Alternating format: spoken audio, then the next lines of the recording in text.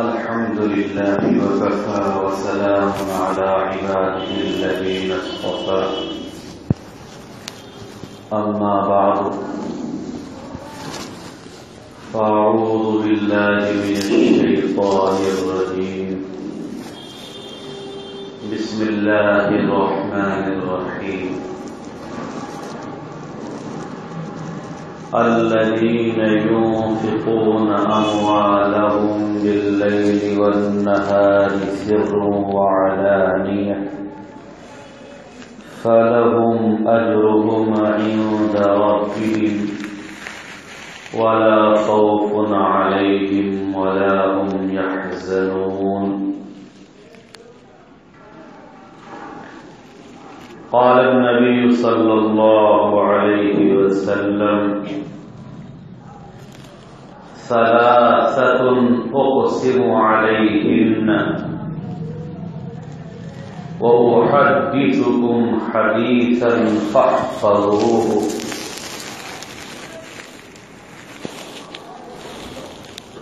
ما نقصت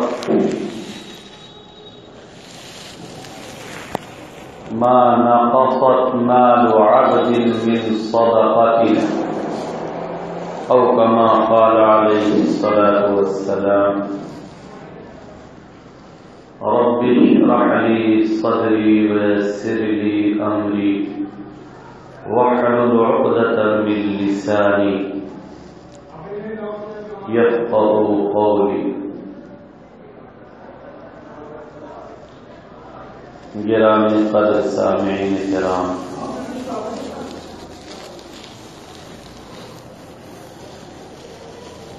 اس وقت جو کچھ عرض کرنا ہے وہ ہماری اپنی بات نہیں اور صرف آپ حضرات سے نہیں کہنا ہے بلکہ اپنے آپ سے بھی کہنا ہے، اس لیے کہ زبان سے کہتے کہتے جو بات زبان پر ہوتی ہے وہ زبان سے دل میں اتر جاتی ہے.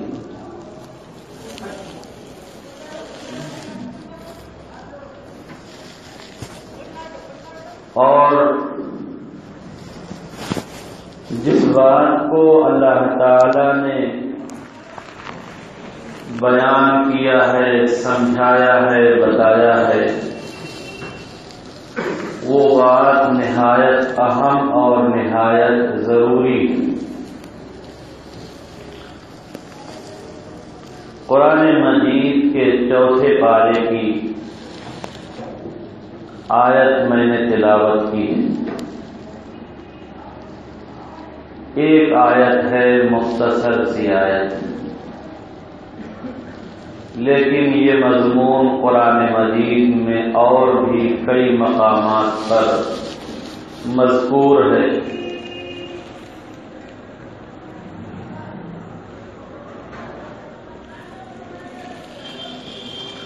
اللہ تعالی نے بندوں کو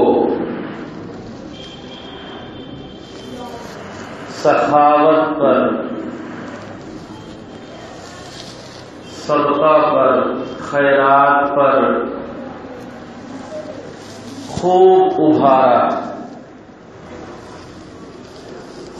ابھارا اور بڑے اچھے انداز میں، بڑے پیارے انداز میں سمجھایا.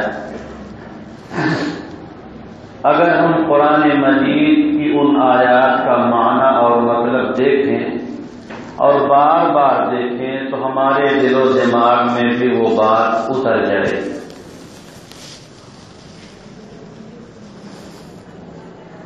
ہم معمولی سی رقم غریبوں پر، محتاجوں پر، دینی کاموں پر خرچ کر کے خوش فہمی میں مبتلا ہو جاتے ہیں کہ بڑا کام ہم نے کر لیا. لیکن جب ان آیات کا بغور مطالعہ فرمائیں گے تو احساس ہوگا کہ ابھی ہم بہت پیچھے ہیں. احساس ہوگا کہ ابھی ہم نے کچھ نہیں کیا. یقین ہو جائے گا کہ ہم نے کچھ نہیں کیا۔ جس طرح سے جینے کے لیے، جسمانی صحت کے لیے کھانے اور پانی کو ہم ضروری سمجھتے ہیں، ایسے ہی ایمانی صحت کے لیے، ایمان کو غذا پہنچانے کے لیے، آخرت کی ترقی کے لیے، جنت کے لیے، راحت اور سکون کے لیے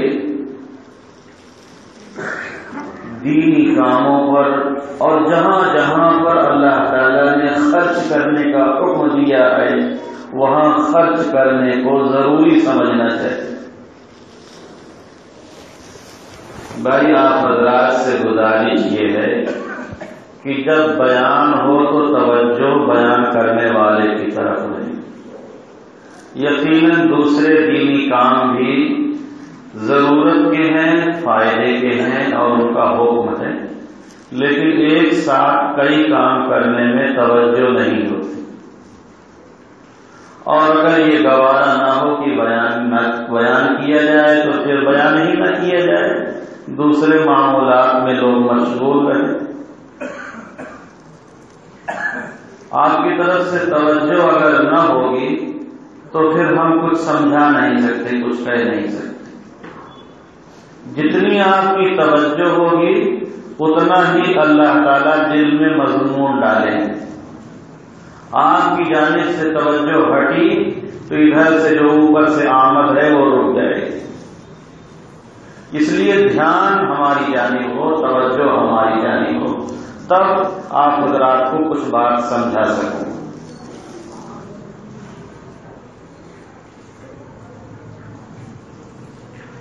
بخیلی اور کنجوسی، بخل تو جانتے ہیں، بخیلی جانتے ہیں، کنجوسی اس کو کہتے ہیں، بخل کو کنجوسی کہتے ہیں۔ یہ لفظ متعارف ہے، کنجوسی آپ حضرات جانتے ہیں، اچھی طرح سے جانتے ہیں۔ اللہ تعالیٰ نے کنجوسی کی برائی کی، اس کی مذمت کی، اور یہ بتایا ہے کہ یہ کنجوسی کس کی صفت ہے، کس کی عادت ہے، کس کی زندگی میں کنجوسی پائی جاتی ہے۔ ذرا دھیان سے سنیے کہ کنجوسی کہاں ہوتی ہے، کس کی زندگی میں ہوتی ہے، کس کی صفت میں ہوتی ہے۔ اَرَأَيْتَ الَّذِي يُكَذِّبُ بِالدِّينِ، کیا آپ نے دیکھا اس کو جو دین کو جھٹلاتا ہے؟ اَرَأَيْتَ الَّذِي يُكَذِّبُ بِالدِّينِ فَذَلِكَ الَّذِي يَدُعُّ الْيَتِيمَ، یہ ایسا آدمی ہے کہ جو یتیموں کو جھڑکتا ہے، دھکے دے کر ہٹاتا، محتاجوں۔ فَذَلِكَ الَّذِي يَدُعُّ الْيَتِيمَ، اور اتنا گیا گزرا ہے کہ نہ خود دیتا ہے اور نہ لوگوں کو دینے کی ترغیب دیتا ہے۔ وَلَا يَحُضُّ عَلَى طَعَامِ الْمِسْكِينِ، لوگوں کو ابھارتا بھی نہیں کہ تم دیا کرو۔ وَلَا يَحُضُّ عَلَى طَعَامِ الْمِسْكِينِ فَوَيْلٌ لِّلْمُصَلِّينَ الَّذِينَ هُمْ عَنْ صَلَاتِهِمْ سَاهُونَ الَّذِينَ هُمْ يُرَاءُونَ وَيَمْنَعُونَ الْمَاعُونَ، معمولی برتنے کی چیزیں بھی یہ نہیں دیتا۔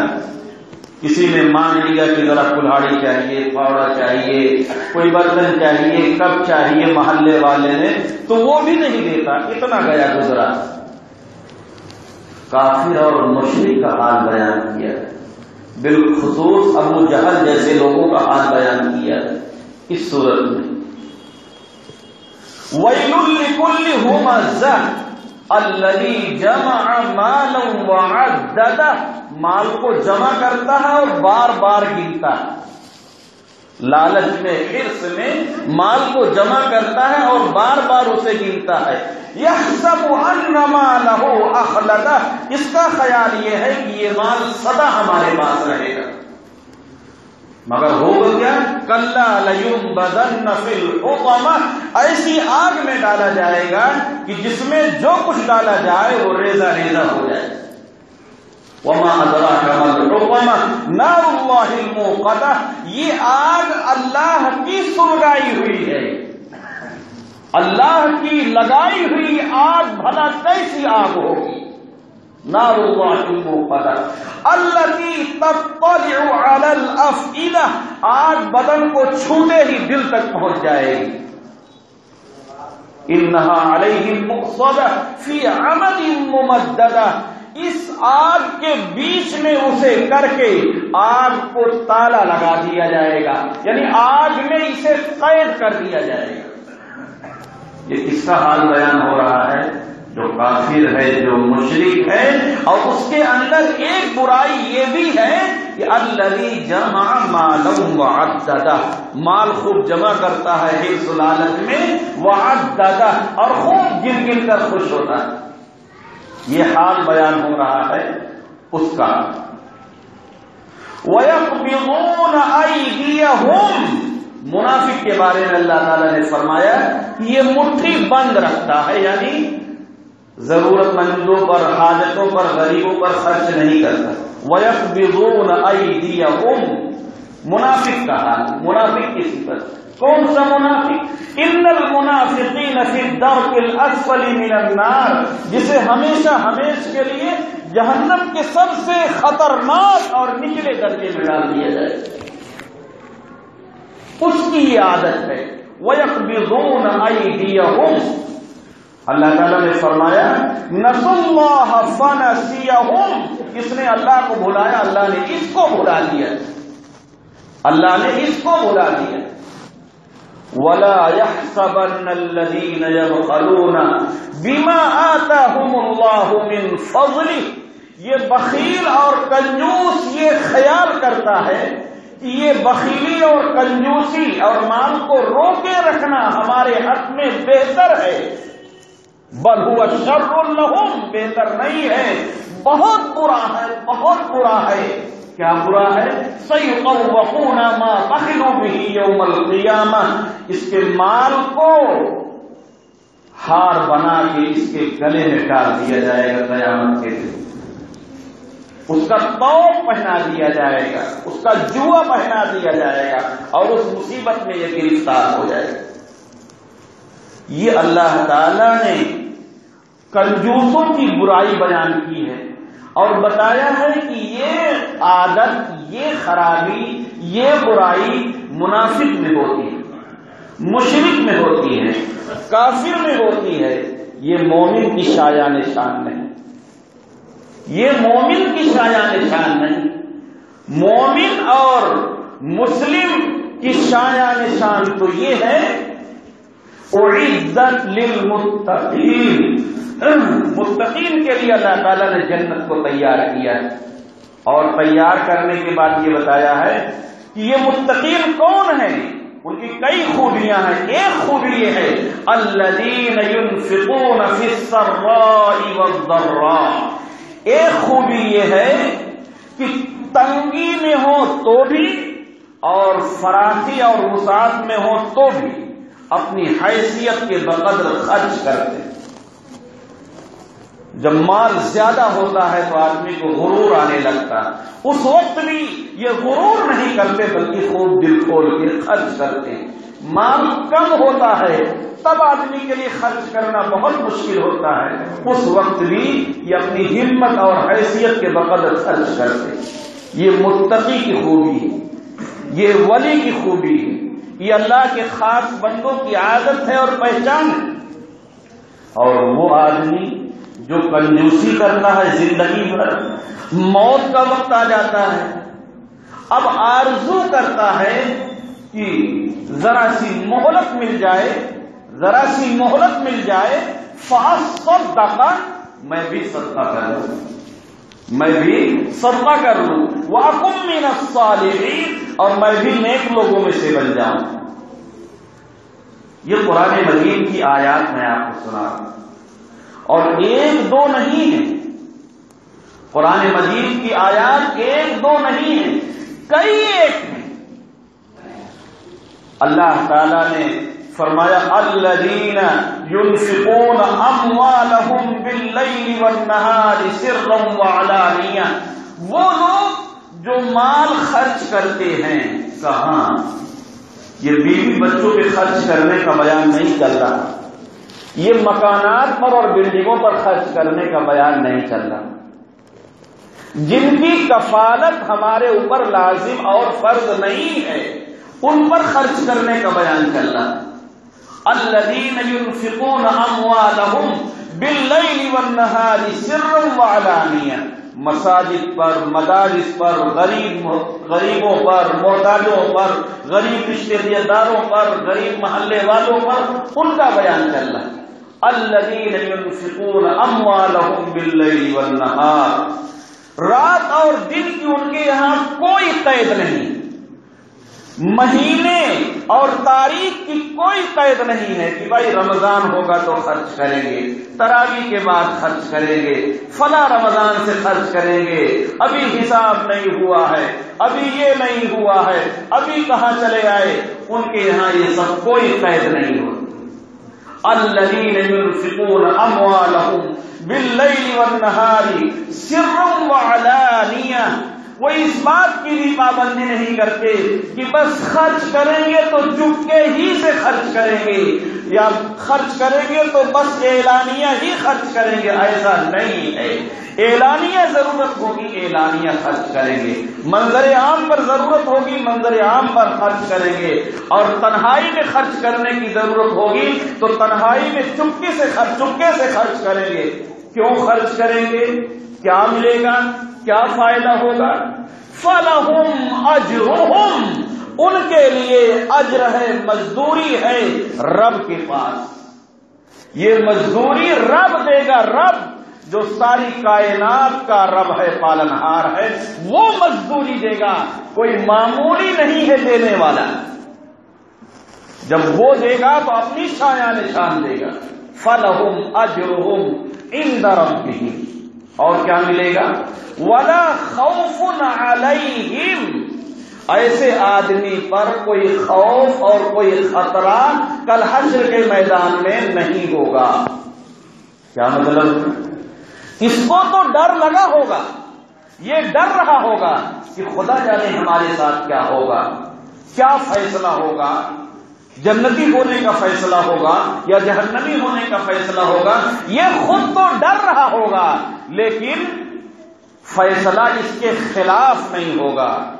جیسے کہ وکیل صاحب یہ بتا دے یا جج صاحب بتا دے کہ تمہارے خلاف فیصلہ نہیں ہوگا، پھر بھی ایک غلطی کرنے والا آدمی ڈرتا رہتا ہے کہ کہیں ایسا نہ ہو کہ ہمارے خلاف فیصلہ ہو جائے، تو ایسا ڈر تو بندے کو ہوگا حشر کے میدان میں۔ لیکن اللہ تعالیٰ نے صاف کر دیا ہے کہ ایسے بندے کے حق ہی میں فیصلہ ہوگا، اس کے خلاف فیصلہ نہیں آئے گا۔ فَلَهُمْ أَجْرُهُمْ عِنْدَ رَبِّهِمْ وَلَا خَوْفٌ عَلَيْهِمْ وَلَا هُمْ يَحْزَنُونَ، اور یہ لوگ غمگین نہیں ہوں گے، انہیں کوئی غم نہیں ہوگا۔ غم سے آدمی بالکل پریشان ہو جاتا ہے، پسینہ پسینہ ہو جاتا ہے، وہ غم ان کو لاحق نہیں ہوگا۔ یہ بہت بڑی ضمانت اور بہت بڑا سرٹیفکیٹ اور بہت بڑی بشارت اللہ تعالیٰ نے سنا دی۔ ہمارا خیال یہ ہے، ابھی آیات تو بہت ہیں لیکن اتنا موقع نہیں ہے کہ ساری آیات اور وہ ساری حدیثیں پیش کی جائیں۔ اللہ تعالیٰ نے آسان کرنے کے لیے یہ بتا دیا کہ من ذا الذی یقرض اللہ قرضا حسنا، کون ہے جو مجھے قرض حسن دے؟ اللہ تو غنی ہے، اس کو حاجت نہیں ہے، لیکن قرض سے تعبیر اس لیے کیا کہ قرض کے بارے میں معلوم ہوتا ہے کہ میں دے رہا ہوں تو مجھے مل جائے گا۔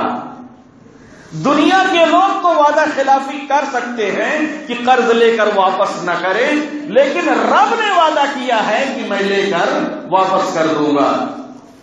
وعد اللہ لا یخلف المیعاد، اللہ وعدہ خلافی نہیں کرتا۔ وَيُرْبِي الصَّدَقَاتِ، وہ صدقات کو بڑھاتا ہے۔ اپنے پیغمبر کی زبانی اعلان کروا دیا کہ صدقہ نکالنے سے کبھی بھی مال کم نہیں ہوگا، مال بڑھے گا، مال گھٹے گا نہیں بلکہ مال بڑھے گا۔ تو اللہ تعالیٰ نے یہ تعبیر اس لیے اختیار کی کہ بندوں کے لیے یہ کام کرنا آسان ہو جائے. شیطان چوکے لگائے گا. الشیطان یعیدکم الفقر، وہ دھمکی دے گا کہ تم محتاج ہو جاؤ گے.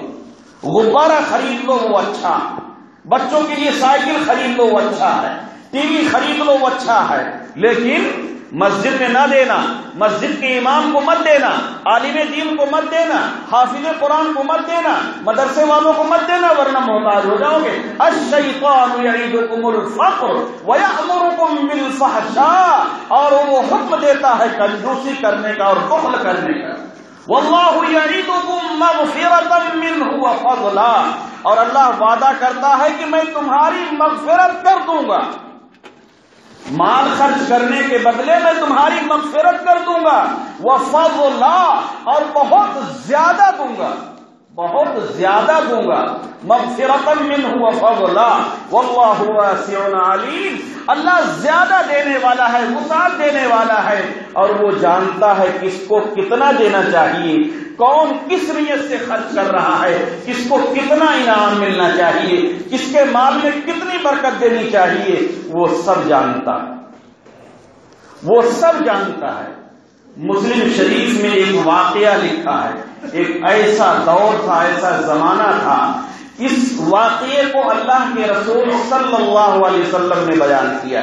آپ کے دنیا میں تشریف لانے سے پہلے کا واقعہ ہے، آپ نے اسے بیان کیا ہے، اور آپ نے بیان کیا وہ حدیث بن گئی. مسلم شریف کی حدیث ہے، پکی حدیث ہے، مضبوط حدیث ہے، سند کے اعتبار سے نہایت قوی ہے. اس میں واقعہ یہ ہے کہ ایک ایسا موقع تھا جب سوکھا، قحط، یعنی بارش نہیں ہو رہی ہے، لوگ پانی پینے کے لیے تڑپ رہے ہیں، ترس رہے ہیں، پانی کا نام و نشان نہیں. ایسے وقت میں ایک آدمی نے ایک بادل کا ٹکڑا دیکھا، اس میں سے یہ آواز آئی، اسقی حدیقۃ فلان، فلاں کے باغ کو سینچو، فلاں کے باغ کو سینچو.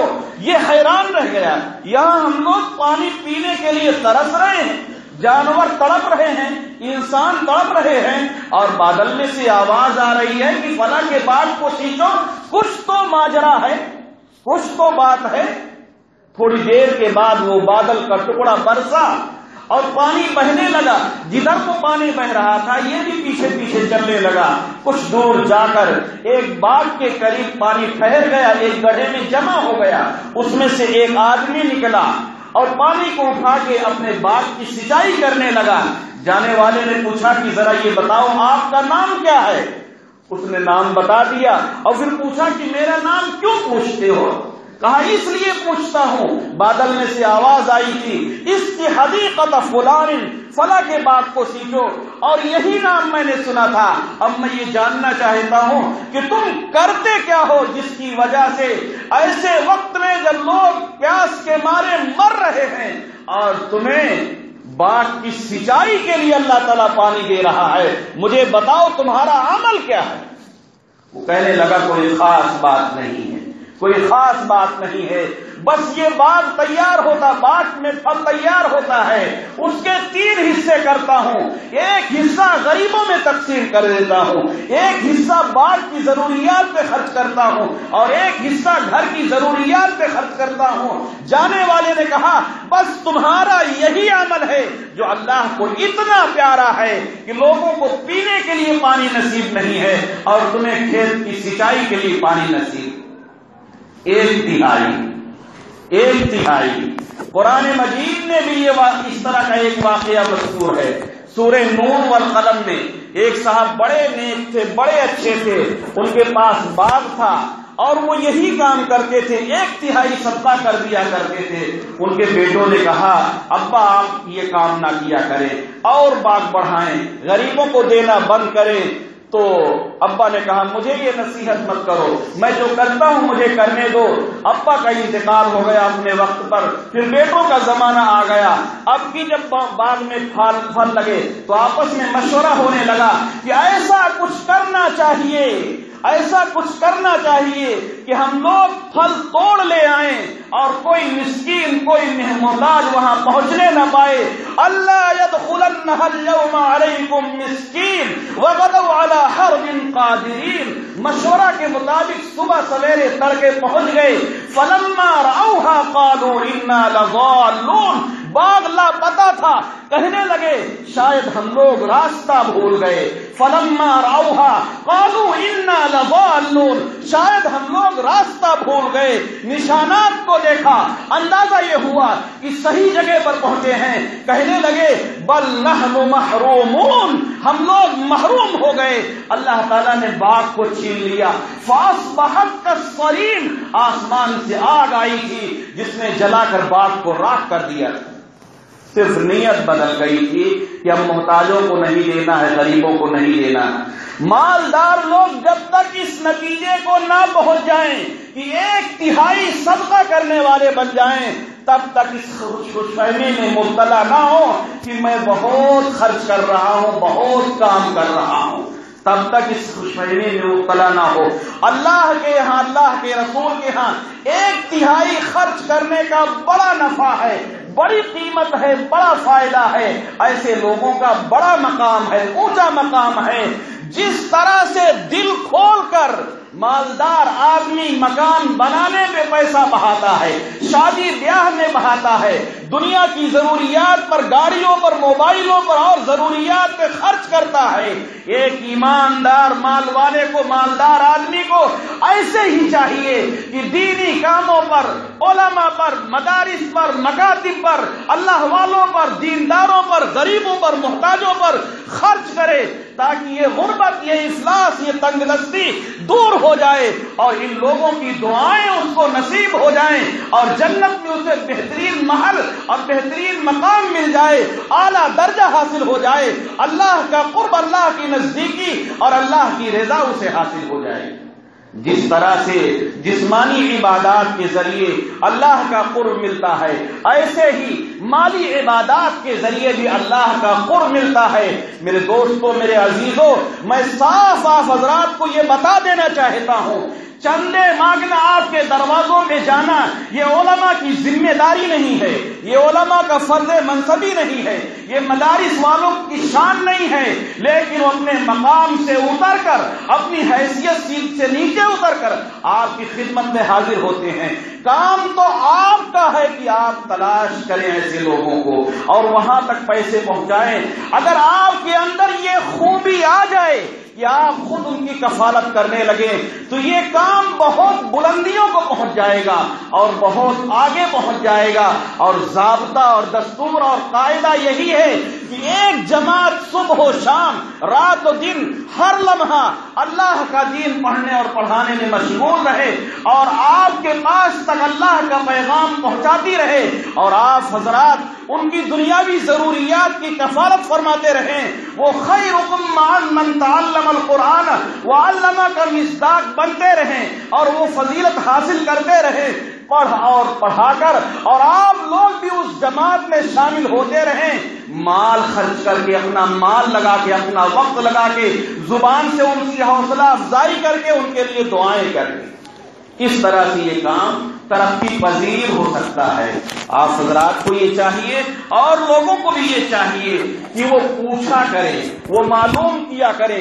جب ان کو معلوم ہو جائے کہ یہ مدرسہ کے لوگ ہیں, یہ علماء ہیں, یہ حفاظ ہیں, ان کا کام دینی کام کو ترقی دینا ہے, اول درجہ تو یہ ہے کہ وہاں جا کر پہنچایا کرے. اس کا موقع نہیں ہے, اس کی فرصت نہیں ہے, تو جب ملاقات ہو جائے تب پوچھ کر ان کے حوالے کر دیا کرے.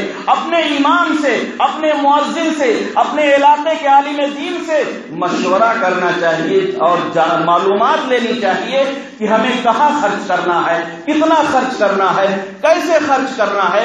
ہماری رہنمائی کی جائے اور ہر ایمان والے کو چاہیے کہ کمانے میں اس نیت کو شامل کر لے کہ ہم اس لیے کما رہے ہیں کہ جیسے اپنی ضروریات پر, دنیاوی ضروریات پر خرچ کریں گے, ایسے ہی آخرت کی اپنی ضروریات پر خرچ کریں گے. اور جو کچھ ہم خرچ کریں گے اللہ تعالیٰ نے صاف کہہ دیا ہے یہ دوسروں کو فائدہ پہنچانے کے لیے نہیں ہے, بلکہ اپنے آپ کو نفع پہنچانے کے لیے ہے. وَأَنفِقُوا خَيْرًا لِأَنفُسِكُمْ، خرچ کرو اپنی بھلائی کے لیے، خرچ کرو اپنی بھلائی کے لیے، اپنے فائدہ کے لیے.